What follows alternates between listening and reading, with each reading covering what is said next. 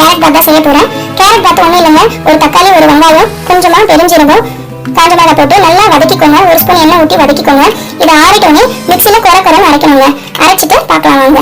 அதுக்காட்டியும் பாருங்க, நான் கேரட் வதக்கி வச்சிருக்கேன். கேரட் பாத்துக்கு தாளிச்சுட்டு கேரட் நல்லா 2 நிமிஷம் ஃப்ரை பண்ணா போதும். இதுல நீங்க வேக வச்ச சுண்டல் போட்டு கொடுக்கும்போது லஞ்ச் பாக்ஸ் ரெசிபி ஃபுல் ஆகும். பசங்களுக்கு லஞ்ச் பாக்ஸ் ஃபுல் ஆன மாதிரி இருக்கும். இப்ப பாருங்க, நம்ம அந்த தக்காளி, காஞ்ச மிளகாய், வெங்காயம், பெருஞ்சீரகம் வதக்கி வச்சது இந்த மாதிரி குறை வதக்கி இதுல ஆட் பண்ணிக்கோங்க. டேஸ்ட் நல்லா இருக்கும்.